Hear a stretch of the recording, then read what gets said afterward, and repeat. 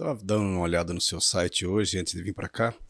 Estava vendo alguma coisa sobre arquitetura Biofílica. biofílica. É. Dá Que uma legal. ideia pra gente do que é isso. A biofilia, na verdade, biofilia é um termo que se fala da vida assim, uma vida mais orgânica, né? A biofilia é você em contato com a natureza. Então, o quanto a natureza pode te ajudar. Então, por exemplo, você convive trabalha num escritório todo escuro, sem luz do sol. E aí foi estudado, tem a neuroarquitetura e a biofilia, que hoje elas estão muito ligadas, É, né? eu entendo mais de neuroarquitetura Mas é muito parecida. e bioconstrução, também que a gente É, descobriu no episódio aqui que são um poucos parecidos. então, a biofilia, ela é um termo, não é um termo da arquitetura, a neuroarquitetura fala um pouco da biofilia. Uhum. É que a neuroarquitetura é o sentimento que aquilo causa, né? É o estudo daquilo. Por exemplo, você coloca alguma coisa verde ou alguma coisa que imite o natural. O É, que ali vai impactar no isso. subconsciente? A neuroarquitetura é o estudo racional daquilo. É um estudo científico daquilo.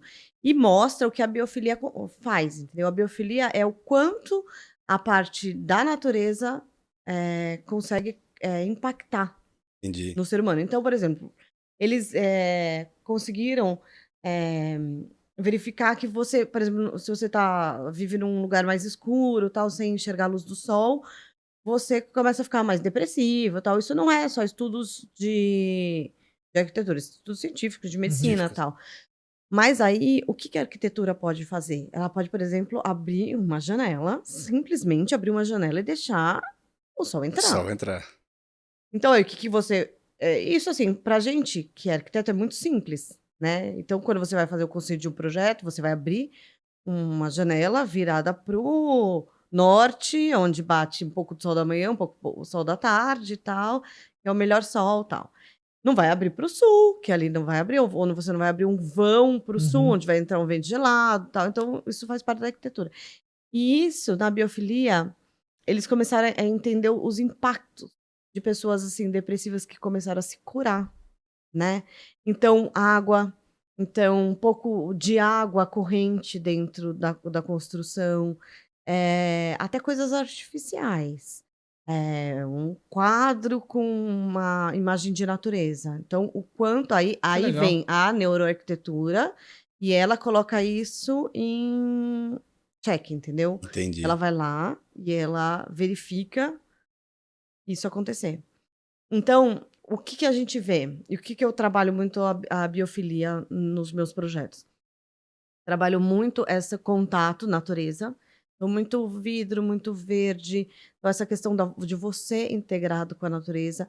A biofilia fala assim: o homem, ele veio da natureza, certo? Ele vivia na natureza, É o instinto dele. é o instinto dele. Mesmo na caverna, era pedra, Sim. pedra, água, umidade, é o instinto dele, Uhum. sair, caçar, água, tal, animal. Então ele precisa desse contato com a natureza. Esse contato da natureza faz ele se sentir vivo. Então a gente trabalha bastante com pedra, com madeira, para deixar o espaço aconchegante, para você sentir esse aconchego dos materiais naturais. É o linho, a água, o sol, que é fundamental, nas proporções, né, tudo nas É por isso que proporções. a madeira ela é sempre um pouco mais convidativa do que o porcelanato, por exemplo. É, é, É lindo.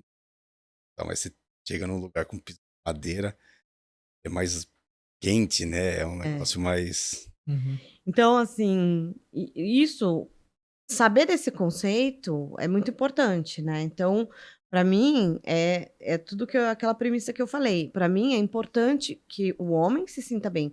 O meu foco na arquitetura não é a construção, Legal. é o homem, né, o ser humano. Então o ser humano conviver bem naquele espaço que eu vou construir para ele. Então, por exemplo, a gente não vai trabalhar, madeira na lavanderia, por exemplo. Que eu sei que vai ter Sem problema, problema. tal. E se a pessoa falar: "Karina, eu não gosto, eu tenho, gato, cachorro, vai riscar tudo aí", então tá bom, então vamos trabalhar, por exemplo, no teto, ou vamos trabalhar uma parede, ou vamos abrir um vão, você tem de repente uma Uma árvore aí árvore, é. fora. né? Então, tem mil situações que você É. pode trabalhar com aquilo. Mas tem tanto estudo que eu vejo que as grandes empresas elas estão trazendo isso para dentro delas, né? Google, enfim, todas elas, Apple, né? Sim, Elas trazem isso ou dentro da empresa mesmo para trazer um incentivo para as pessoas que trabalham lá, né? Para as pessoas empregadas mesmo, ou para a própria loja. Às vezes você vai na loja e você tem encontrado cada vez mais algumas coisas que imitam o natural, às vezes um som. Então, assim, a gente percebe que isso também tem esse lado mais aflorado, né? Então sim. você tem bastante requisitos que você entende, puxa, se eu colocar um negócio aqui, investir em um acabamento e dê um conforto para as pessoas, e normalmente é esse lado mais natural que dá conforto, eu talvez tenha mais produtividade. É. E daí, com o tempo, foi se estudando, principalmente com a pandemia para cá, as pessoas foram entendendo que, poxa, nossa, eu tô numa loucura, tô morando, quase não paro em casa, e era no momento que precisou ficar em casa, eu falei, poxa, uma área para mim poder respirar um pouco. É. E foi o movimento que a gente percebeu. Muita gente saiu da capital, né? Isso. Começou a buscar, sei lá, chácaras, procurar um cantinho de terra ali para ter esse lado mais, assim, mais Eu aflorado. acho que em São Roque ajuda um pouco nessa questão, porque lá É. eu conheci poucos condomínios por ali, mas os poucos que eu conheci são bem verdes, bastante árvores, né? Bem abertas e tal. Tem o tal do Vale do Vinho ali, que é bastante É. verde também, né? Acho que ele ajuda um pouquinho nessa criação, né? Na verdade, eu acho que tem essa Integrar. referência, né, de morar lá, de estar no meio das montanhas, e São Roque tem um patrimônio natural muito grande. A gente tem a Mata da Câmara, que é tombada pela Unesco, que é muito legal, uma área Legal. de mata nativa bem legal. E é um verde muito lindo, é um cinturão ali, né? Eles falam cinturão de São Paulo, né? O pulmão ali da cidade. É o que segura um pouco, né? Então, acho que assim, vem muito disso também, de querer preservar isso, né? Não, então, assim, eu ouço às vezes umas conversas sobre vamos desmatar tudo, pra que isso, né? E assim, é a premissa, de novo, é o homem precisa disso, entendeu? Se não tiver Precisa isso e ele tiver um concreto, daqui a pouco ele não vai ter mais ar para respirar, daqui a pouco ele vai viver na seca. Então, muitas pessoas falam assim: nossa, o problema de São Paulo de enchente. Eu lembro bem que eu tinha um professor na faculdade, o Nuninho, e ele falava muito. Ele falava: gente, eu morava onde hoje passa a Faria Lima. A minha casa era uma casa de vila bem no meio da Faria Lima. E foi vendida e passaram tudo para fazer a ampliação, fazer a Faria Lima. Eu conheço muito ali embaixo de várias avenidas, da 9 de Julho, embaixo de várias avenidas, é tudo rio, tudo tubulado. Então, o que acontece? A cidade inteira é um canudo, né? Assim, ela corre tudo muito. Choveu, corre tudo assim, que nem É. um raio assim, pro Rio Tietê e pro Rio Por Pinheiro. isso que normalmente Descarrega dá os tudo, ele problemas, né? sobrecarrega o que tá exposto, na verdade, né? Então o problema das enchentes não quer dizer que foi É o homem modificando a natureza. modificando a natureza. Foi escondido, então todo mundo escondeu. Vamos fazer uma avenida. Aí o rio esconde.